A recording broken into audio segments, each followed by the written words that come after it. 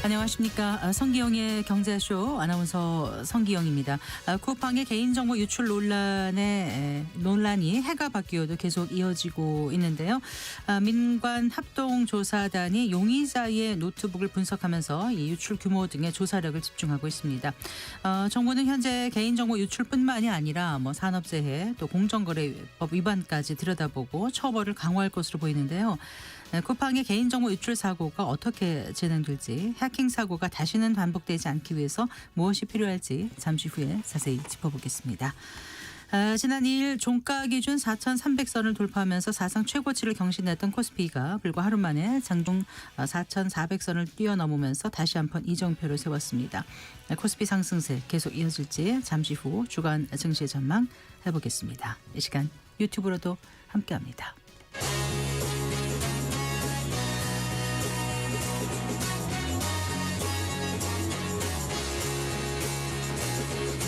경제 시야를 넓혀드립니다. 투자의 지름길을 안내합니다. 돈 되는 정보를 발견하는 시간. KBS 1라디오 경제쇼.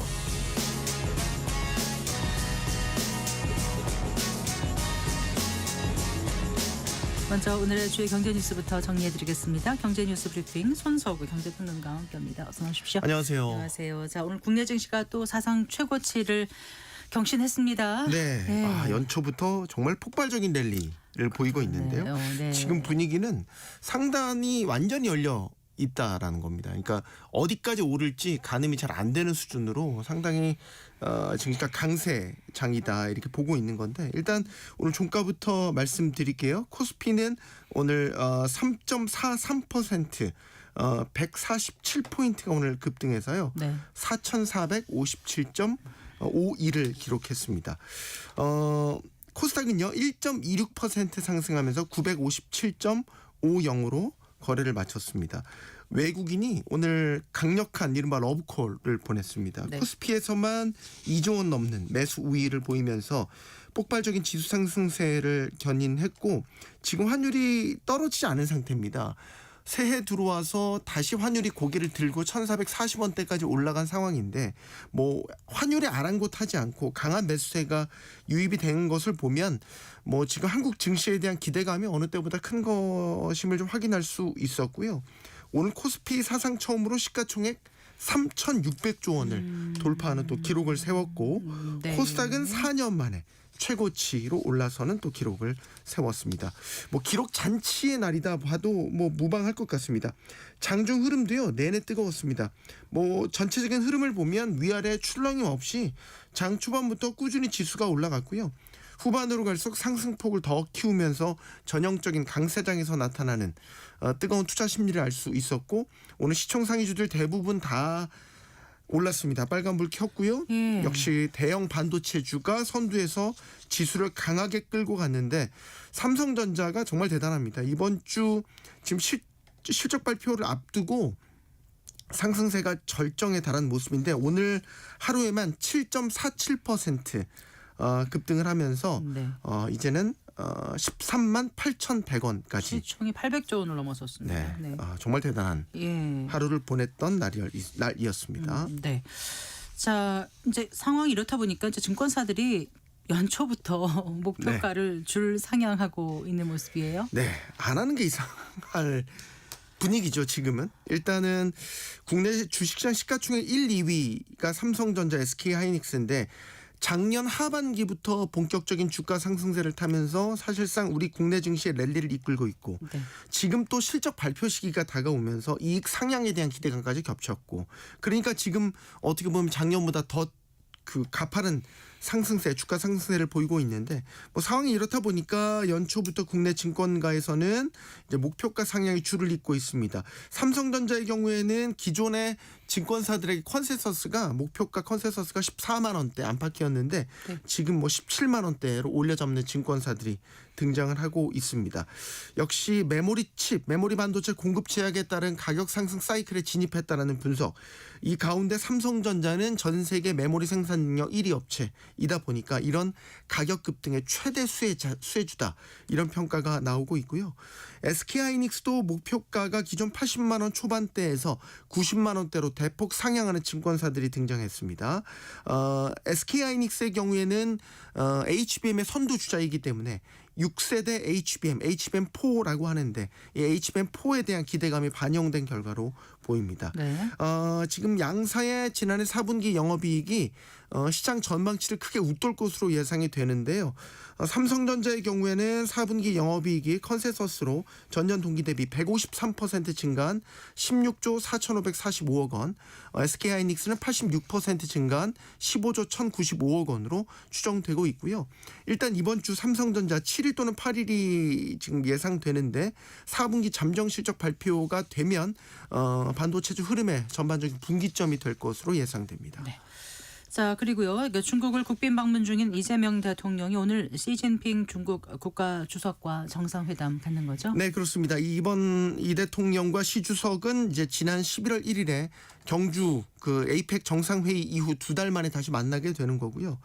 이번 회담에서는 한반도 비핵화 문제를 포함한 또 영내 안보 정세에 대한 논의가 주를 이룰 것으로 보이고 또 이와 함께 한중 경제 협력 방안도 본격적으로 논의될 전망입니다. 네. 실제로 오늘 정상회담과 맞물려서 양국 정부는 경제, 산업, 기후, 교통 분야 등에서 양국의 교류 확대를 포함한 10여 건의 양해각서 서명식을 갖기로 했고요. 아울러 또 이번 회담을 계기로 중국의 비공식 규제인 한한령이 완화될 수 있을지도 주목되고 있습니다. 네. 그 회담에 앞서서 그 8년 만에 열린 한중 비즈니스 포럼에도 이재명 대통령 참석했다고요? 네, 그렇습니다. 한중 비즈니스 포럼이 열린 건 2017년 12월 이후 8년여 만이고요. 한국에서는 경제사절단 161개사 416명, 중국에서는 기업인 200여 명 등 600여 명이 포럼을 찾아와서 성황리에 진행이 됐습니다. 네. 우리나라에서는 이재용 삼성전자 회장을 비롯해서 최태원 SK그룹 회장 등 국내 4대 그룹 총수가 모두 참석을 했고요. 주요 정부 인사로는 구윤철 경제부총리 겸 재정경제부 장관, 조현 외교부 장관, 김정관 산업부 장관 등 주요 부처 인사들이 다 자리를 했고요. 중국 측에서는 허리펑 경제담당 부총리를 필두로 한 네. 중국 무역촉진위원회 러농빈 회장, 중국 공상은행 랴오린 회장 등이 참석을 했고요. 또 TLC 그룹 리둥성 회장, 또 배터리 제조업체인 CATL 정위친 회장 등 중국 유력 기업 회장단이 대거 참석해서 8년 만에 열린 한중 포럼에 대한 뜨거운 관심을 드러냈습니다. 네. 자, 고객 정보 유출을 일으키는 쿠팡과 관련해서 지금 정부가 이제 전방위 조사에 돌입한 가운데 네. 금융당국이 그 쿠팡이 금융결제 서비스에 대한 검사에 착수한 것으로 알려졌다고요? 네, 이찬진 금융감독원장이 오늘 서울 그 여의도 본원에서 기자들과 만난 자리에서 쿠팡 파이낸셜을 비롯해서 쿠팡페이 와 관련된 검사 조사 진행 사항을 언급을 했고요. 특히 이제 고금리 대출 논란을 빚고 있는 쿠팡 파이낸셜에 대해서 폭리를 취하는 것으로 비춰진다. 그래서 그 부분을 정밀하게 보고 검사로 전환하는 단계다. 이렇게 밝혔습니다. 쿠팡의 금융 계열사죠. 쿠팡 파이낸셜이 최고 연 18.9% 금리에 이 쿠팡 판매자 성장 대출 상품이라는 걸 판매를 하는데 금감원은 이 판매 과정에서 위법이 있는지 살펴보기 위해서 현장 점검에 착수를 한 바 있습니다. 네. 이 원장은 상도덕적으로 소위 갑질 비슷한 상황이 아닌가 판단을 하고 있다면서 검사 결과를 말씀드릴 때가 올 것이라고 말해서 검사로 전환할 것임을 예고를 했고요. 네. 간편 결제인 쿠팡페이에 대해서는 결제 정보 유출 여부 등을 들여다보고 있는데 회사 측은 결제 정보 유출이 없다고 하는데 그 부분이 어떻게 되는지를 점검하고 있는 중이라고 밝혔습니다. 또 하나 쿠팡 임원들의 주식 매각 불공정 거래 의혹과 관련해서도 조사하고 네. 있다고 밝혔습니다. 예. 검토하고 있는 것 중에서 2개는 1년 전부터 공시했고 나머지 하나는 문제가 있어 보이는 부분이라고 이야기를 했고요. 이번 민간합동 조사에서 나오는 대로 미국 증권거래위원회 SEC의 요청할 부분을 줄이려고 한다 이렇게 이야기를 했습니다. 요즘 시장이나 이제 마트에 가면 딸기값 정말 비싸죠. 정말 비싸죠. 안 떨어져요. 그런데 산지에서 딸기를 그냥 폐기하는 농가가 나온다면서요? 네, 진짜 이상한 일이죠. 딸기의 소비자 가격, 체감 가격은 높아졌는데 산지 농가에서는 이렇게 어렵게 키운 딸기를 처분하는 기묘한 상황이 벌어지고 있는 건데 네. 근데 딸기 가격이 많이 올랐습니다. 도매 가격 기준으로 보면 2kg 4만 5천 원 원을 넘었습니다. 평년 대비 40% 이상 가격이 올라간 것이고요. 보통 이제 딸기 가격이 연말부터 가격이 계속 오르다가 새해 들어서 이제 보통 떨어집니다. 근데 올해는 다릅니다. 가격이 전혀 떨어지지 않고 있는 상황이 나타나고 있는 거고 도매가 상승은 결국 소비자 가격 상승으로 이어지고 있는 상황입니다. 그러니까 제철이 됐는데도 가격이 떨어지지 않는 거는 우리가 일반적으로 보면 예를 들어서 이상기후 영향이다. 그러니까 작황이 좋지 않다거나 혹은 생산 비용이 급등했나? 뭐 이런 것들을 생각할 수 있는데 정작 산지에서는 딸기 출하하지 못하고 폐기 처분하는 농가들이 늘고 있다는 거예요. 네. 그러니까 생산량 자체는 크게 줄지 않았는데 가공이나 유통 수요가 국산 딸기를 흡수하지 못하기 때문에 일종의 병목 현상이 발생하고 있다라는 거예요. 뭐 수입 딸기가 많이 들어온다는 네, 거예요? 그렇습니다. 냉동이요? 네네.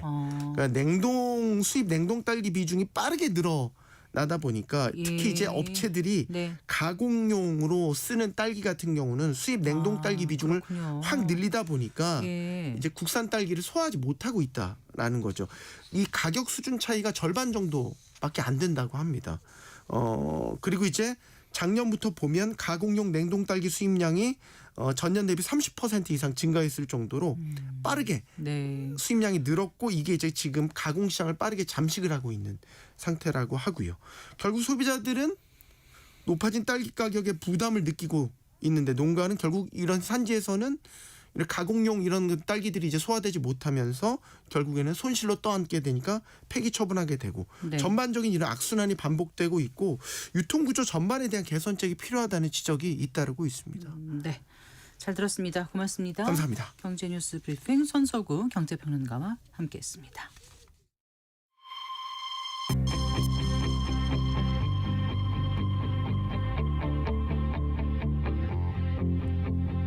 경제 전문가의 원포인트 레슨. 꼭 알아야 할 정보와 이슈를 알기 쉽게 풀어드립니다. 대한민국 경제 고수와 함께 투자의 맥을 짚는 KBS 일라디오 경제쇼. 진행의 성기영 아나운서입니다.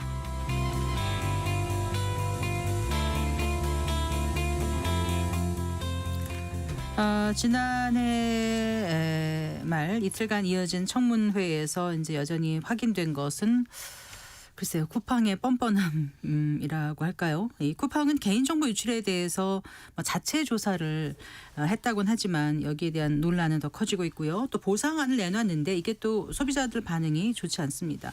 해가 넘어서까지 논란이 커지는 이 개인정보 유출 문제 더 이상 없어야 할 텐데 이 해킹 사고가 반복되지 않기 위해서 무엇이 필요할지 오늘 짚어보는 순서 마련했습니다. 이성엽 고려대학교 기술경영전문대학원 교수 스튜디오에 모셨습니다. 반갑습니다, 교수님. 네, 안녕하세요. 안녕하세요. 쿠팡의 대규모 개인정보 유출 사고에 대해서 이제 민간 합동 조사단이 본격적으로 조사에 들어간 거죠. 네, 그렇습니다.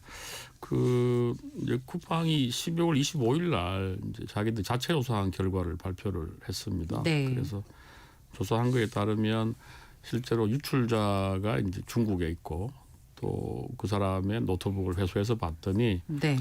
3,300만 고객 개인정보 전체가 유출이 된 건 아니고 네. 3,000개 정도 계정만 유출이 됐고 그것을 네. 노트북에 저장한 걸 강바닥에서 회수해서 전부 이제 파기 처분했다 이렇게 발표를 했습니다. 그래서 네. 정부는 이제 이게 이제 충분한 협의 없이 진행이 됐고 아직은 정부가 공식 조사를 하고 있는 과정에서 이렇게 발표를 해버리니까 네. 강하게 지금 반발을 하고 있고. 그래서 본격적으로 정부 주도로 민간 합동 조사단이 이제 경찰하고 함께 본격적인 조사를 아마 진행 중인 것으로 알고 있습니다. 그러니까 중국의 어떤 하천에서 노트북이 있는 그렇죠. 거를 발견해서 네네. 꺼내 왔다는 거잖아요. 네네.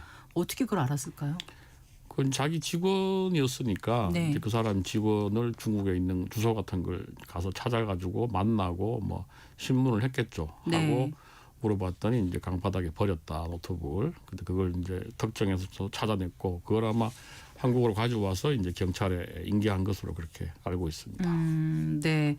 그런데 지금 3,000건 정도만 나왔다는 네, 거예요. 네, 네. 그럼 우리가 처음에 알았던 국민의 많은 숫자의 그 개인정보 유출된 건 아니라는 게 지금 쿠팡의 입장인 건가요? 그렇죠. 그래서 이게 이제 원래 이제 거의 3천만 건 이렇게 전 국민들 대부분의 정보라고 봤는데 네.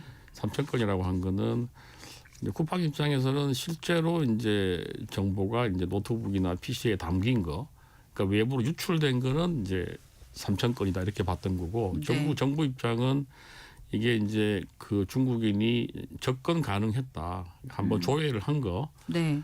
이제 그것을 포함하면 이제 3,300만이다. 그래서 쿠팡은 외부에 전송한 거 기준으로 정부는 실제로 접근 가능하게 된 상태까지도 이제 봤던 건데 네. 원래 법적으로는 이제 꼭 외부로 이렇게 개인 정보가 이전되지 않더라도 제3자가 볼 수 있는 상태에 있는 경우도 이제 유출이라고 봅니다. 보니까. 그래서 네. 법적으로 보면 뭐 두 개 다 이제 일리가 있는 말인데 어쨌든 3,300만의 개인 정보가 이제 침해 위험한 상태에 있었다는 건 분명하기 때문에 네. 뭐 그런 면에서는 하여튼 좀 더 조사를 해봐야지 정확한 걸 알 수 있을 것 같습니다. 네, 근데 그 하루 최대 630만 건, 월 최대 1억 건 이상의 공격을 통해서 이용자 정보를 빼돌린 것으로 드러난 상황에서 이게 노트북 한 대로 과연 이런 규모의 공격이 가능했을지 지금 조사단이 분석 중이라는데 이건 무슨 얘기예요? 그러니까 이제 노트북에 이제 용량이 있는데 네. 그 용량에 지금 말씀하신 정도의 대규모 정보들이 다 이제 담을 수 있느냐? 네. 그렇다면 이게 그 하나의 노트북에 모든 정보가 있었다 이렇게 보기도 어렵지 않겠느냐. 그래서 별도의 다른 공격이 있고 뭐 다른 노트북이나 PC에 저장이 됐던 거 아니냐. 뭐 그것까지 조사를 하겠다. 뭐 그런 입장인 것 그러니까 이 같습니다. 용의자 혼자 단독으로 하기는 어려웠을 그렇죠. 거다. 이런 추정이 네, 그런 가능. 추정을 지금 일단 그런 보도들이 지금 나오고 있습니다. 네. 그 어쨌든 이번에 자기네가 먼저 쿠팡 측에서 그 조사 결과를 발표한 게 네. 우리 정부하고는 전혀 공유되지 않은 상태에서 한 거잖아요. 네, 네. 네. 근데 청문회 나와서 입장은 그때 뭐였었죠? 그때 뭐 그 계속 국정원의 지시 내지는 국정원이 암묵적으로 허용한 상태에서 진행이 됐다는 말을 맞죠. 계속 한국 정부의 제안으로 그렇죠. 했습니다. 네. 그리고 이제 그 미국에서 발표할 때도 그 미국 정권거래위원회 공시할 때도 네. 정부 지시와 협조하에서 이제 진행을 했다고 이렇게 이야기를 했고, 네. 근데 이제 국정원은 또 뭐 사실 무근이다 이렇게 돼서 지금은 이제 아마 진실 게임처럼 되고 있는데 네. 그것도 한번 조금 더 두고 봐야 될 것 같습니다. 그러니까 그 우리 정부하고 갈등에도 이렇게 공시를 한 거는 이제 미국 증권법상 제재를 의식한 그런 그렇다고 봐야 되겠죠. 행위라고 볼수 있겠죠. 미국에 네. 쿠팡 INC라는 미국 법인이 있는데 여기에도 네. 이제 주주가 있잖아요. 그래서 주주들이 이제 이런 사태로 인해서 주가가 떨어지면 손해를 보니까 네. 그 집단 소송을 제기할 가능성이 있고 일부 지금 아마 그 움직임들이 있는 것 같아요. 네. 그런 면에서 실제로 손해가 피해가 크지 않다. 또 한국 정부가 잘 협조 진행을 했다. 네. 이런 식의 이제 면책을 위한 여러 가지 이제 사유들을 만들고 있는 거 아니냐, 뭐 그렇게 보입니다. 네. 결국 이제 쿠팡 사태가 해를 넘기면서 이제 정부가 칼을 빼들었다는 소식까지 이제 들리고 있는데 이 쿠팡이 애초에 이번 사태에 그 대응하는 데 있어서 그 자세가 문제가 돼서 이를 더 키운 게 아닌가 이런 지적이 있더라고요. 이 부분은 어떻게 보십니까? 그러니까 이게 참 특이한 경우인데 사실은 이제 정부가 민간 합동 조사를 하고 있는 상황에서 자체적으로 조사를 해서 결과를 발표해 버렸으니까. 네. 그러니까 보통은 이제 일단은 그 조사에 대한 정당성이나 결과에 대한 신뢰를 위하면은 정부 조사 결과를 사실은 기다리는 게 맞는데 네. 이제 먼저 아무 문제가 없다 뭐 이렇게 발표를 해버리니까 정부 입장에서 되게 당황스러운 입장인 것 같아요. 그래서 이거는 쿠팡 입장에서는 아마도 아까 말씀하신 것처럼 뭐 집단 소송이나 이런 걸 대비해서 선제적으로 좀 이 문제를 빨리 무마하려고 하는 그런 의도가 있었던 것 같고, 네. 그래서 민간 기업이 사실은 정부하고 약간 힘겨루기를 하는 것처럼 이렇게 보여서 네. 되게 이례적인 것 같습니다. 네. 네. 그 SEC의 그 미국 증권거래위원회에 공시할 때 일단 3천 건 정도에 불과하다 하고 12억 달러인가요? 상당의 소비자 배상 실시할 거란 내용이 담겨 네, 네. 있는 거로 알고 있는데요. 이거는 그럼 이번에 나온 그 쿠팡이 보상한 그 그겁니다. 전체 액수가 예, 1인당 그건가요? 5만 원을 갖다가 아마 가입자를 곱해서 1조 6,850억 원 네. 규모로 보상한다 이렇게 그쪽에 발표를 했습니다. 네. 그런데 그 쿠팡이 내놓은 그 1인당 5만 원 이게 참 처음에 5만 원 이러다가 실제로 들여다보면 실제로 쓸 수 있는 게 보통 경우는 많지도 않은 것 같아요. 네, 네. 근데 어떻게 보세요? 보통 이제 우리 개인정보 유출 피해가 있으면 정신적 피해는 한 10만 원 선에서 그동안 법원에서 배상을 했어요. 아, 정신적 피해로요? 예, 그래서 이제 5만 원도 아마 그런 기준인 것 같아요. 보통 한 10만 원 나오니까 우리 5만 원 선제적으로 한다. 예. 근데 이제 지금 실제로 이제 이 보상이라는 게 이제 현금 형태가 아니고 네. 할인 쿠폰 형태로 이제 지급이 되면서 실제로 이제 뭐 쿠팡 그 몰 보다가는 뭐 쿠팡 트래블이나 알렉스 같은 이제 평소에는 잘 이용하지 않는 것까지 쿠팡 다 트래블에 이렇게. 상품 2만 원 그렇죠? 네네. 알록스는 그 약간 명품 그리고, 네, 판매하는 명품 판매하는 데라면서요? 것도 2만 원 이렇게 해서 네. 실제로 자기 상품을 홍보하는 거 아니냐. 뭐 그래서 이게 실질적으로 이제 어떤 보상 역할보다가는 네. 뭐 자사 상품을 다시 홍보하는 역할이 좀 더 많은 것 같아서 좀 반발들이 있는 그런 그러니까 상황입니다. 생색내기용 네네, 어떻게 보면 그렇게 볼 홍보 수가 수단이다 네, 이렇게까지 네, 비춰진다는 네, 네, 건데 네. 그런데 개인정보 유출 통지를 받은 3,370만 개 네. 계정 고객들에게 이렇게 해준다는 거 네, 아니에요? 네. 근데 자기네들은 정작 공시할 때는 피해 규모가 3천 건이다 하니까 이 자체도 지금 말이 안 맞는 거 아닌가요? 그렇죠. 그것도 약간 좀 이율배반적이죠. 어떻게 보면. 그렇죠. 3천 건이면 3천 건만 해주지 왜 그렇게 많이 해줘요? 그래서 이제 처음에 이 사람들이 자기들은 이제 유출이라는 표현을 안 쓰고 이제 노출이에요. 노출. 네. 그게 뭐가 달라요? 그 말은 이제 아까 말씀드린 노출은 그냥 이제 일부 이렇게 외부에 보여줬다. 그러니까 제3자가 접근할 수 있는 가능성이 있었다. 이런 상태였고 네. 유출은 완전히 밖으로 나갔다 이런 뜻이잖아요. 그래서 이제 처음에 노출이라고 썼다가 이제 정부에서 유출로 바꾸라고 해서 바꿨는데 네. 이게 나중에 팩트 확인을 해봐야 되겠지만 이제 노출도 여전히 이제 유출의 범위에는 속한다고 볼 수 있거든요. 네. 다만 위험은 되게 감소한 거죠. 예보에 나간 것보다는. 뭐 그런데 어쨌든 우리가 보통 유출 개념에는 제3자가 접근 가능한 상태에 된 것도 유출로 보고 있어요. 그래서 쿠팡이 주장하는 것처럼 실제 나중에 다시 회수해서 파기를 했다 하더라도 네. 그것은 나중에 손해배상한테 좀 참작을 할 수 있는 거지 그 유출이 아니다. 뭐 이렇게 보기는 쉽지 않을 것 같습니다. 네. 그 탈퇴한 회원도 다 해준다고 했는데 사실상 재가입하지 않으면 보상 대상에서 제외되는 거 아닌가요? 그렇습니다. 탈퇴하면 다시 또 가입을 해야지만 가능한 거죠.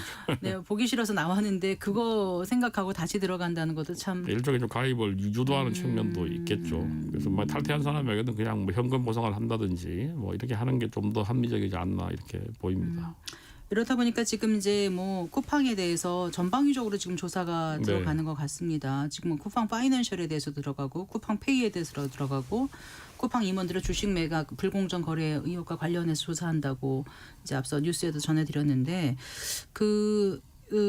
이렇게 되면 얼마나 달라지는 걸까요? 실제로 쿠팡에 대한 그 과징금이나 제재가 강하게 나오는 걸까요? 가능한 건가요? 지금 이제 뭐 법을 개정해가지고 이제 매출액의 10%까지 하겠다고 했으니까 그건 네. 법을 개정해야 가능한 거니까요. 지금 법은 어떤데요? 현재는 이제 매출액의 3%까지니까 관련 법이 정확한 명이죠? 개인정보보호법에 따르면 이제 개인정보 유출되면 이제 전체 매출액의 3%입니다. 그래서 쿠팡 매출액이 41조 되니까 네. 이론적으로 한 1조 2천억 정도까지는 최대한 과징금이 나올 수 있도록 되어 그러니까 있습니다. 소비자 그 배상 말고 과징금이라는 네네. 말씀이신 네, 거죠. 별도로요. 예. 네. 근데 법을 개정을 지금 하려는 움직임이 있는 거예요. 네, 10%까지 올리겠다. 개인정보보호에 그렇게 네. 하고 있는데 그거는 이제 뭐 이번 사건에 아마 적용되기는 어려울 것 같고 법 개정된 이후에 이제 사건은 적용되기 때문에요. 네. 그리고 이제 그 외에도 공정거래위원회가 또 뭐 영업 정지까지도 생각하고 있어요. 영업 정지 이러면 보통 얼마 동안 영업 정지가 나오는데요? 보통 뭐 1개월, 2개월 뭐 이렇게 뭐 개월을 정하는데 그게 이제 보통 영업 정지라는 게 기존의 그런 서비스를 다 중단하는 수도 있고 또는 신규 가입을 뭐 중지하는 것도 있고 막 기존 서비스를 다 중지해 버리면 또 소비자들 피해를 보잖아요. 네. 그래서 뭐 신규 영업을 뭐 못하게 하는 이런 방식으로 좀 진행될 수도 있고 한데 그것도 이제 가능할지 여부를 아마 공정위가 검토를 하고 있습니다. 그리고 국세청도 지금 뭐 세무조사를 하겠다고 해서 진행을 하고 있습니다. 그래서 이게 한국에서 번 돈을 그러니까 실제로는 이제 그 미국의 본사에다가 뭐 로얄티 명목으로 좀 많이 과도하게 넘겨서 한국의 매출이 작은 것처럼 해서 한국의 세금을 적게 낸 거 아니냐 뭐 이런 걸 좀 보겠다고 그럼 해서 의혹이 잡힌 게 있나 보죠? 아니면은 뭐 이제 있으니까 뭐 조사를 시작했겠죠. 네. 국세청에서 네. 뭐 그래서 하여튼 우리 정부 부처 지금 뭐 10개인가가 지금 TF가 되어 있는데 그 TF에 있는 부처들이 뭐 하여튼 전방위로 건 한번 다 해보겠다 네. 이런. 쿠팡 관련 여러 가지 의혹들을 제대로 한번 조사하겠다 이런 지금 그 입장입니다. 이제 쿠팡을 상대로 한 집단 소송 움직임도 계속 이어지고 있던데 네. 이거는 어떻게 보세요? 효과가 있을런지. 그러니까 지금 뭐 한국에서는 벌써 한 50만 명이 참여하는 걸로 알려져 있고 네. 미국도 아마 정권 집단 소송이 이루어지고 있는 것 같아요. 근데 이제 아까 말씀드린 대로 이게 소송을 하더라도 네. 보통 한 10만 원, 20만 원 정도거든요. 우리 법은 지금은 소송에 실제로 참여한 사람만 그 배상을 받게 돼 있어서 네.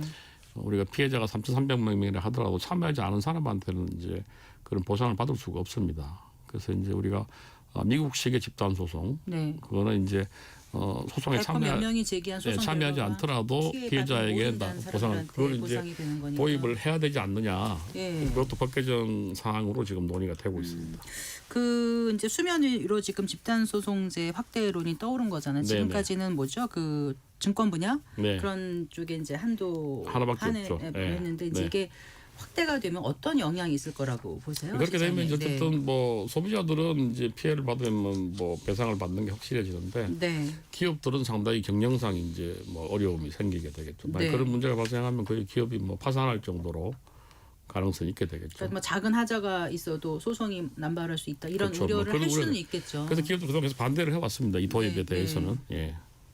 그리고 이제 소송 자체가 제기된 것만으로도 기업 이미지가 훼손될 수도 있고 그렇죠. 소송 기간은 네, 길어지고 그렇습니다. 예. 다른 나라들은 이 집단 소송제를 어떻게 운영하고 그래서 미국 같은 있나요? 경우가 이제 네. 활성화되어 있는데 네. 실제로는 뭐 배상까지 가는 경우보다는 중간에 이제 합의를 해가지고 합의금으로 이렇게 해결하는 방식을 많이 취하고 있어요. 네. 네. 영국 같은 경우는 원천적으로 참가 의사를 밝힌 사람에게만 판결 효력이 미치는 참가 신고형으로 한다고 네, 그러는데요. 이건 이제 뭐 우리 현재 소송하고 좀 비슷하죠. 네. 한국의 소송하고. 그러네요. 한국도 단체 소송이라는 게 있는데요. 네. 그러니까 소비자 단체 같은 데서 이런 피해자들 대신 소송을 해주는 겁니다. 예, 예. 근데 그거는 손해배상에 관한 내용은 없어요. 아, 이걸 손해배상 내용까지 포함하는 걸로 좀 법 개정을 하겠다고 지금 개념을 보위원회가 일본은 뭐 발표를 소비자 했습니다. 단체가 먼저 소송으로 기업에게 배상 책임 입증하면은 피해자들이 그 참여 여부를 선택할 수 있게끔 네네. 한다 이렇게 네네. 하는데 근데 이제 만약에 집단 소송제가 되더라도 그거를 이제 만들면 쿠팡이 여기 해당이 되냐 안 되냐는 거잖아요. 그거는 이제 그 제도가 만들어진 다음에 네. 쿠팡에 나중에 하면 소비자들이 하면 되겠네요. 되죠. 예, 그 아. 이제 소멸 시효 같은 게 있으니까 그 아하. 시효만 지나지 않으면 소송은 제기할 수 있습니다. 네. 예, 근데 쿠팡도 쿠팡이지만 지금 개인정보 유출 문제가 어제 네. 오늘만의 일이 아니라 점점 좀 심각해지고 이 어디가 끝이 있을까 싶을 정도로 좀 불안한 마음이 많거든요. 그 해킹이나 정보 유출 방법이 워낙 다양해지고 그렇습니다. 진화되고 있어서요. 그래서 이제 원래는 뭐 이렇게 서버를 공격한다. 그러니까 서버를 이제 해커가 공격을 해서 뭐 정보를 빼낸다. 이게 전통적인 이제 개인정보 유출이었는데 요새는 KT 같으면 이제 통신망을 해킹을 한 거잖아요. 네. 그 스마트폰하고 통신망 사이에서 이제 인정 정보를 가로채 가지고 소액 결제를 진행한 거니까 금전적인 피해가 발생한 것도 되게 특이했었고 실제로 유출이 된 다음에 2차적인 피해가 이제 사실은 그렇게 많지 않아 가지고 유출만 되고 나서 그 뒤를 뭐 모르는 상태였는데 KT는 이제 실제로 경제적 피해가 있었다는 게 되게 특이했고 쿠팡은 그 사실 내부 직원이 사실은 이제 우리는 접근해서 안 되는 개인정보에 접근을 한 거잖아요. 네. 아주 기본적인 이제 어떤 보안 수칙을 지키지 않았던 거라서 그래서 이제 이게 지금 뭐 하여튼 최근 들어서 여러 가지 형태로 이제 개인정보 유출이 나타나고 있는데 하여튼 뭐 가능한 모든 시나리오가 모두 다 실현되고 있다 이렇게 보여요. 네. 그래서 우리가 이제 보안 불감증 뭐 그동안 이제 우리 보안에 대한 투자가 얼마나 제대로 되지 않았는 건지를 이제 보여주고 있다 이렇게 보입니다. 예. 가능한 모든 방법이 지금 다 동원되고 네네. 있다고 하셨는데 그러면 이제 우리는 뭔가 정보 보안 투자를 많이 해야지 그나마 좀 어느 정도 막을 수 있지 않을까 이런 네네. 생각이 드는데 전체 IT 투자 비중 중에서 우리나라 기업들이 그 정보 보안 투자에 좀 신경을 덜 쓰는가 봐요. 그래서 그거는 이제 우리가 선진국과 비교해 보면 네네, 이제 IT 맞습니다. 투자 중에서 한 10% 15%를 이제 주요 미국이나 유럽 국가들의 기업들은 하고 있는데 우리는 한 6% 정도 IT 투자 중에 6% 정도만 정보 보호 투자를 하고 있어서 네. 어쨌든 그 투자액 자체도 상대적으로 되게 적다 뭐 그렇게 볼 수 있을 것 같습니다. 그래요. 그러면 어떤 방법이 있을까요? 그 좀 뭐 권고하는 것만으로는 안 하는 것 같거든요, 기업들이. 저는 그래서 그렇다 이게 너무 이제 또 강제하는 것도 그걸 이제 뭐 예. 기업한테 이걸 얼마만큼 투자해라 이렇게 강제하기는 좀 어렵고요. 네. 우리 자본주의 시장 경제에서 최소한 좀 뭐 기업들의 상황에 따라서 좀 가이드 같은 건 좀 만들 수 있지 않을까. 뭐 어떤 기업 매출액이 얼마고 또 개인정보를 얼마나 다루면 네. 이 정도 금액은 투자하는 게 좋겠다. 뭐 대기업군이든 예, 대기업, 중소기업군이든 중소기업, 이렇게 뭐 군으로 스타트업, 나눠서 예. 이런 정도 되면은 예. 이 당신의 정도 해야 매출액의 되지 몇 퍼센트 네네. 정도는 하는 게 가이드라인을 네네. 해주고 이제 거기에 적합하게 하는지에 따라서 뭔가 보상이나 이런 게 좀 있으면 해줘서 불구하고 해킹이 나면 네. 나중에 좀 그 과징금을 감경한다든가 아하, 그런 방식으로 유인책이 있어야 되겠죠. 네네네. 네. 근본적인 해법은 또 어떤 게 있을까요? 항상 이렇게 문제는 얘기하는데 대안이 지금 좀 부족해서 여기까지 오는 게 아닌가 싶기도 하고. 사실 이제 이게 뭐 대안이라는 게 그동안도 계속 정부도 새로운 대책을 발표하고 있는데 네. 계속 사고가 나고 있잖아요. 그래서 하여튼 뭐 기업들이 우선 좀 보안에 대한 의식이나 투자를 뭐 달리 해야 되는 것도 있고요. 그다음에 정부도 이걸 보안에 관해서 좀 지금 현재 방식은 보면 그 체크리스트형 방식으로 ISMSP라는 걸 하고 있고 네. 그래서 이게 이제 수시로 일어나고 있는 해킹들을 좀 ISMP요? ISMS라는 이제 개인정보 관리 체계 네네. 인정 제도가 있거든요. 네네. 그 사후에 그냥 이제 문서 체크리스트 형식으로 하는 거여서 그것보다는 좀 실제 모의 테스트 같은 것도 좀 하고 해킹을 한번 해보는 거죠. 이게. 이럴 때 우리는 어떻게 대응할 수 네네네. 있는지를. 그래서 그런 네. 모의 침투 테스트 같은 것도 좀 하고 예. 현장 중심의 좀 점검 같은 게 좀 필요하다. 그리고 이제 실제로 뭐 우리가 제품이나 서비스 만들 때도 보안 중심의 좀 설계를 한 제품을 사전에 좀 네. 설치한다든지 이런 노력들이 좀 필요하다고 정보 봅니다. 보안은 지금 괜찮은가요? 어떻게 보세요? 정부도 사실은 근데 지금 뭐 2025년도에 보니까 뭐 질병관리청, 뭐 농촌진흥청 등에서도 해킹이 일어나고 또 얼마 전에 사실은 우리가 그 정부조사센터도 맞아요. 기억납니다. 사고가 났잖아요. 네, 네. 정부도 별로 할 말이 없을 것 같아요. 그리고 지금 뭐 그 다크웹이라는 이제 이렇게 개인정보 출력에 모이는 사이트에 가면 우리 정부기관의 정보도 상당히 있다는 이야기가 있고 하기 때문에 정부도 역시 이제 보안 뭐 불감증을 뭐 가지고 있는 거 아니냐 볼 수 있을 것 같습니다. 네. 어쨌거나 이번 쿠팡 사태로 제대로 좀 보안 매뉴얼이라든가 뭐 대책 또 과징금 기준까지 제대로 마련돼야 조금이라도 좀 기업들이 경각심을 네네. 갖게 될 것 같은데 끝으로 어떻게 하면 좋을지 저는 그래서 뭐 아까 말씀드린 것처럼 네. 이번 쿠팡 사태는 조금 약간 특이하게 진행이 되는 것은 이 사실관계가 지금 좀 정확히 규명이 안 되고 있어서 네.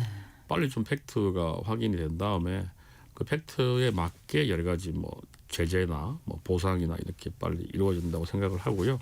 그다음에 우리 이제 보안 관련한 제도 변경은 아까 말씀드린 것처럼 이 사후에 뭐 규제를 강화하는 것도 중요하긴 한데 사전 예방이 좀 가능하도록 아까 체크리스트가 아니라 현장에 가서 직접 좀 네. 뭐 테스트를 해서 하는 방식 그리고 이제 그 법제도 같은 것도 지금 현재 한 가지 제가 말씀 안 드린 거는 우리가 보면 이제 이 사이버 보안과 관련된 주무 이제 행정 관청이 좀 애매한 상황이거든요. 그래요? 아니 과기정통부가 있긴 하지만 과기정통부는 사실은 이제 그 AI 정책 관련되는 부서여서 네. 또 공공은 또 뭐 국정원 이렇게 하고 해서 분리되고 있어서 저는 사이버청이나 이런 것 같은 좀 사이버 이슈만 계속 보고 있는 좀 공공기관도 하나 필요한 거 아니야 이렇게 보고 있거든요. 네. 영국이나 이제 미국도 그렇게 다 아하. 별도의 이제 조직이 있는데 네. 그 논의도 한번 하면 좋겠다 이런 생각을 하고 있습니다. 네. 말씀 잘 들었습니다. 네. 고맙습니다. 네, 고맙습니다. 네, 이성혁 고려대학교 기술경영전문대학원 교수와 얘기 나눠봤습니다.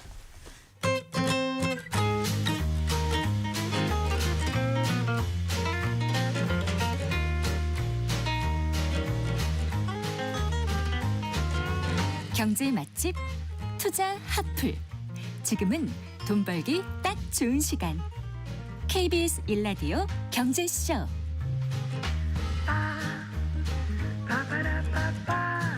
한 주간 주식시장에 영향을 줄 주요 이슈와 일정 살펴보고 현명한 투자 전략도 짚어보는 순서입니다.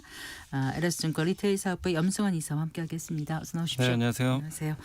자, 지난주 미국 증시부터 좀 살펴볼까요? 네, 미국은 별로 좋지는 않았습니다. 네. 지난주 내내 좀 빠져가지고 다우가 0.67%, S&P 500이 마이너스 1%, 나스닥이 1.5% 빠지면서 사실상 산타랠리는 없어져 버린 좀 그런 좀 상황인데 주요 이제 기업들 보시면 뭐 테슬라라든가 이런 팔란티어 같은 이제 대표 기업들의 주가가 좀 별로 안 좋았고 근데 그 와중에도 뭐 우리 한국의 메모리 반도체 기업과 마찬가지로 마이크론은 주가가 10%나 급등해 버렸거든요. 그러니까 네. 미국에서도 메모리는 좀 좋았다라고 좀 말씀드리고 싶고 다만 이제 지난주에 미국이 좀 부진했어도 연간으로는 나스닥이 20% 이상 올랐거든요. 네. 그래서 이게 3년 동안 계속 지금 꾸준히 오르고 있어요. 그래서 우리 한국은 한 번에 올랐지만 미국은 매년 꾸준하게 두 자릿수 이상의 상승률을 기록하면서 견조한 모습을 좀 보이고 있다. 이렇게 보시면 되겠고 네. 그리고 이제 연말이라서 그런지 몰라도 좀 로봇과 우주 테마 같은 이제 테마주들이 미국에서도 좀 강세를 보이는 그런 좀 부분들이 있었습니다. 그래서 대형주는 조금 쉬어가고 네. 일부 테마 기업들이 좀 움직이는 그런 좀 약간 그 좀 지지부진한 그런 장세였다라고 말씀을 드리겠습니다. 네. 어쨌거나 참 한국, 미국 반도체주들 좋습니다. 네. 삼성전자 같은 경우는 이제 새해 첫날에 7% 정도 올랐어요. 네, 맞습니다. 그리고 마이크론 말씀하신 것처럼 10%나 올랐는데 이렇게 강세를 보일 수 있는 이유, 또 앞으로 반도체주의 그 성장이 어느 정도까지 가능할지 좀 짚어볼까요? 네. 그러니까 오늘 사실 이제 오늘도 추가로 7%또 올라가지고 삼성전자가 정말 이게 오늘 외국인이 주식을 2조 말은 샀거든요. 잊지 못하시는 것 같아요. 그래서 이런 걸 본 적이 없어가지고 네. 그래가지고 좀 반도체가 이렇게 강한 이유는 이게 그러니까 시장이 미리 알았으면 이렇게 움직이질 않는데 지금 이 반도체 가격 급등세가 지금 갑자기 급등하고 있는 거를 예측을 좀 못했던 것 같아요. 그러다 보니까 시장이 놀랬던 거고 특히 이제 공급이 절대적으로 부족한 상황인 것 같습니다. 거기에 이제 AI 수요는 계속 늘어나는데 옛날에는 AI 수요가 늘면 HBM만 좋았는데 네. 이젠 D램, 낸드 이런 것까지 다 번지고 있어요. 그래서 네. 수요가 좀 확대되고 있고 이제 그럴 수밖에 없는 게 여러분들이 옛날에 그 챗GPT랑 대화하시면 그냥 대화하고 다 까먹거든요. 그때는 네. 예전에는 지금은 그게 아니고 나랑 대화한 걸 다 기억을 해요.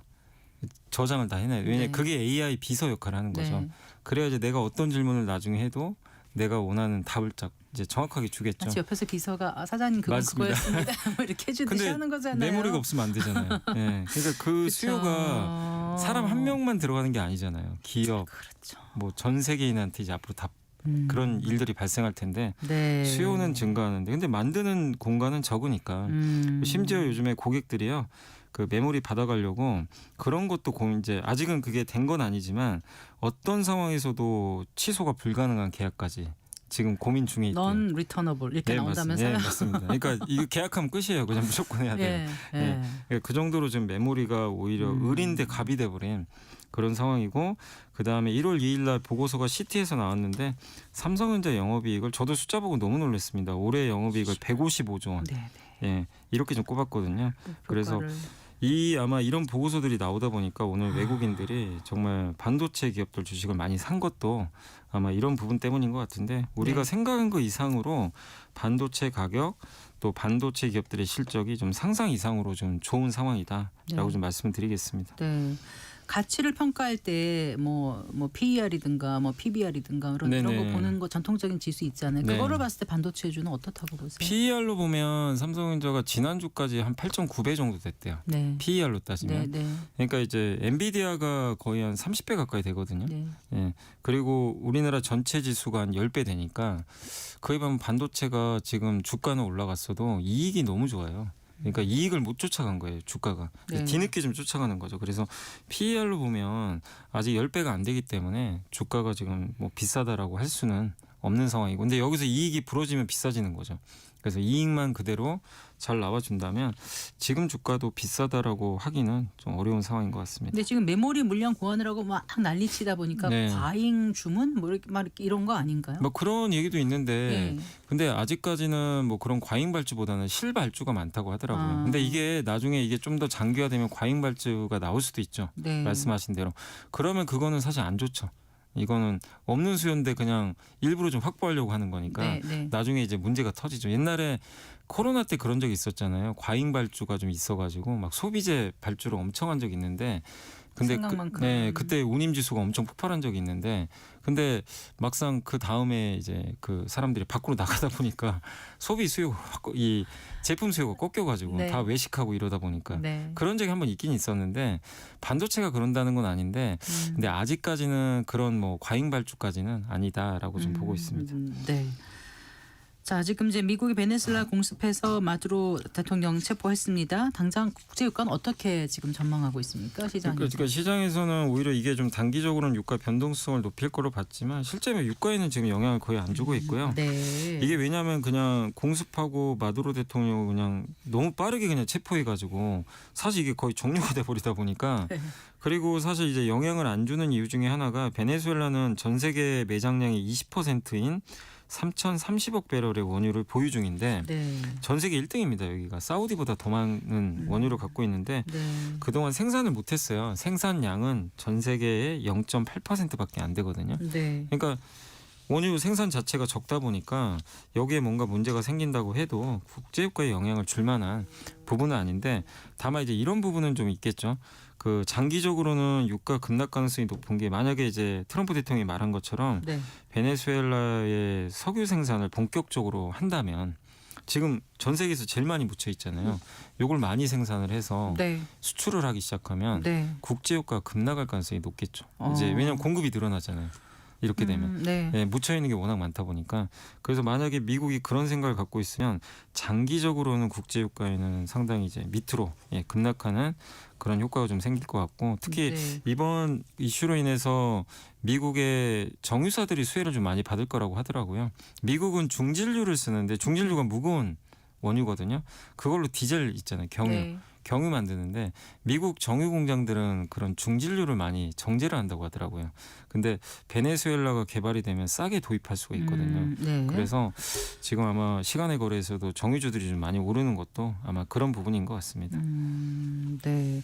그러면은 이제 에너지 가격이 급락할 수도 있겠네요. 에너지가 그러니까 트럼프가 원하는 게 그거 아닌가라는 이제 분석도 있는 게 에너지 가격이 이제 급락할 가능성도 있는 게 지금 AI 데이터 센터 해야 되는데 네. 미국 천연가스나 이런 가격들이 올라가잖아요. 네. 네. 근데 이거 뭐 그리고 전력 그 공급하는 것도 쉽지가 않고. 근데 베네수엘라에서 이게 물론 원유도 있지만 천연가스랑 히토류도 되게 많이 매장이 돼 있다고 하더라고요. 아, 베네수엘라예요? 예. 히토류. 히토류도 예. 있고 천연가스, 철강석. 그러니까 자원이 좀 많은 국가죠. 네네. 근데 이거를 이제 미국이 확보하면 AI 데이터 센터 운영하는데 상당히 싸게 갖고 올 수가 있거든요. 네. 이 개발이 되면. 그래서 그런 노림수도 좀 있는 거 아니냐라는 좀 분석도 있는 것 같습니다. 어쨌든 원유 생산이 본격화되려면 좀 시간은 걸릴 것 같아요. 근데 돈이 너무 많이 설비 든대요. 투자도 있어야 이게 되고, 예. 굉장히 노후화돼 가지고 네. 그래서 이거를 단시일 내에 하기는 어렵고 네. 해도 돈이 엄청 든다고 합니다. 그래서 이게 의견은 분분한 것 같아요. 이게 가능한 일인가. 예, 미국이 돈을 그럼 그만큼 지출을 해야 될 되는데 건가? 예, 그럼 민간 기업이 또 해야 되는데 네. 과연 할까? 그래서 논란은 있지만 어쨌든 지금 베네수엘라가 차지하는 그 이 원유를 갖고 있다는 그 부분에 미국 입장에서 매력은 분명히 있거든요. 그래서 네. 아마 개발은 하지 않겠냐라고 생각은 하고 있습니다. 네. 자, 2025년 우리 한국의 그 수출 데이터가 발표됐지 않습니까? 네, 수출 성과가 놀랍던데요. 그러면 이제 올해 수출은 또 어떤지까지도 좀 짚어볼까요? 네, 그러니까 일단 수출은 작년 기준으로는 역대 최대 실적이 나왔고요. 연간 7,097억 달러인데 네. 한 번도 7천억 달러를 돌파한 적은 없거든요. 그래서 7천억 달러를 처음으로 돌파했고 무역 수지 흑자는 이제 2017년 이후 가장 많은 780억 달러를 기록했습니다. 근데 여기서도 반도체가 강한 이유가 나오는 게 그냥 반도체 혼자 다 이끌었다고 보시면 될 것 같아요. 그래서 반도체가 전체 수출의 24%를 차지했는데 22.2% 수출이 증가했습니다. 그래서 네. 그래서 특히 12월 한 달만 놓고 보면 반도체 수출이 무려 43%나 급증을 했거든요. 그래서 반도체가 이끌면서 한국의 수출은 상당히 좋았는데 근데 좀 이제 아쉬운 부분은 반도체 제외한 부분들이 그렇게 썩 좋지는 않다 보니까 네. 너무 반도체에 집중된 것 같다라는 그런 좀 아쉬운 부분은 있고요. 그럼에도 불구하고 화장품이나 식품, 전기기기 이런 쪽은 또 역대 최대 수출이 나오면서 뭐 새로운 분야에서 신성장 동력을 좀 확보했다라는 그런 분석도 있다라고 좀 보시면 좋을 것 같고요. 네. 그리고 올해 수출은 일단 이제 지난 12월이 좀 잘 나오다 보니까 네. 삼성증권에서는 올해 수출 증가율을 9.5%로 예상을 했는데 네. 13.5%로 상향 조정했어요. 특히 이제 그 반도체가 또 워낙 좋다 보니까 그래서 상향 조정했고 그다음 메리츠증권의 이승훈 연구원님은 수출이 상당히 좋았다. 한국 경제 성장률 전망치도 상향 조정이더라고요. 2.0에서 2.2로 그러니까요. 올렸고 마지막으로 하나투자증권의 이미연 연구원님도 반도체가 이끌었다. 근데 이분 시각은 조금 또 약간 다른 게 올해는 반도체만 좋은 게 아니라 석유, 화학제품, 일반기계 같은 비반도체도 반등하지 않겠냐. 그래서 그런 좀 낙관적인 견해들을 좀 말씀을 해주셨습니다. 앞서서도 이제 국내 증시 얘기 잠깐 했습니다만은 어떻게 마감되는지 좀 정리해 주세요. 오늘 뭐 삼성전자가 많이 오른 것처럼 코스피가 거의 폭등을 했습니다. 예. 4,400 이제 57.52까지 왔고 147.89포인트 올라서 무려 3.44% 네. 급등을 했고 코스닥은 957.50에 끝나서 11.93포인트 1.26% 올랐는데 네. 아무래도 반도체가 급등하다 보니까 코스피 상승률이 훨씬 더 좋은 그런 모습이었고 그리고 외국인들이 오늘 하루만 2조 2천억을 사버렸거든요. 네. 그래서 그런 걸 본다면 반도체에 좀 집중된 외국인들의 매수가 시장을 좀 이끌었다라고 보시면 좋을 것 같습니다. 개인 투자들은 지금 오늘은 근데 이제 장이 오르다 보니까 개인들은 무려 1조 4천억을 그냥 팔아버렸어요. 시장이 오르면서. 그래서 오늘은 한마디로 그냥 반도체의 날이었고 근데 반도체 파트너가 오늘은 좀 원전주가 됐습니다. 원전 기업들이 미국에서 원전주가 많이 올랐는데 네. 원전 기업들의 주가도 오늘 두산 에너빌리티도 10% 이상 올랐거든요. 그렇더라고요. 그래서 네. 원전주와 83,000원 넘어섰고요. 네. 그러니까 아까도 제가 전기 말씀드린 것처럼 미국에도 지금 에너지가 문제거든요. 그래서 오늘 원전주, 전선주 막 이런 쪽이 네. 반도체 전선. 파트너로 네. 같이 올랐다라고 그렇군요. 말씀드리겠습니다.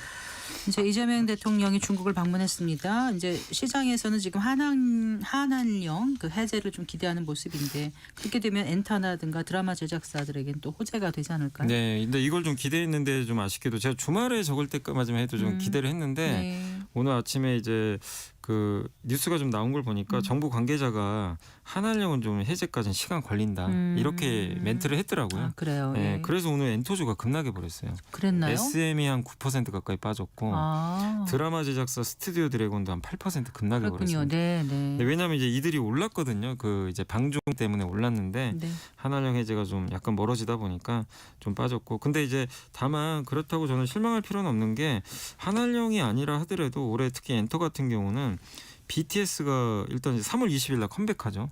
네, 컴백 발표를 했고 또 빅뱅도 돌아오고요. 엑소도 돌아온다고 하더라고요. 정말 이제 오랜만에 큰 빅 아티스트들이 정말 이제 한 번에 다 복귀를 합니다. 그러네요. 그래서 올해가 네. 되게 엔터가 좀 재밌는 이슈들이 좀 많을 것 같아서 특히 이제 BTS가 제일 기대되는 만큼 엔터주도 한한령 해제는 좀 아쉽지만 올해 좀 한번 기대를 해보자라고 말씀을 드리겠습니다. 네.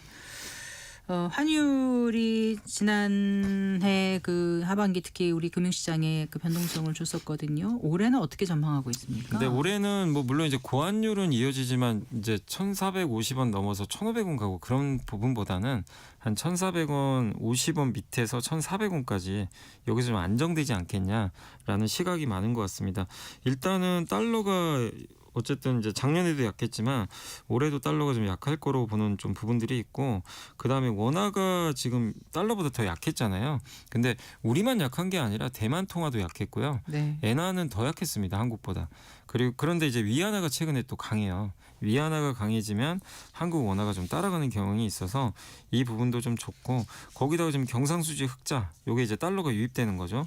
올해 역대급 아마 경상수지 흑자가 나올 것 같고 작년에 뭐 아시겠지만 우리 개인 투자분들이 워낙 미국 주식을 많이 샀는데 이게 그렇다고 올해도 그렇게까지 사겠냐라는 좀 부분도 있어서 네. 일단 달러 유출보다는 달러 유입이 좀 들어오면서 좀 올해는 환율이 안정화될 것 같고 그리고 정부가 아마 2월부터 서학개미 분들이 이제 리턴하는 거에 네. 대한 인센티브 RIA 계좌라 그러죠. 네, 그래서 그런 것도 이제 개설할 가능성이 높기 때문에 올해는 일단은 환율은 조금 안정화될 수 있다라고 좀 보고 있습니다.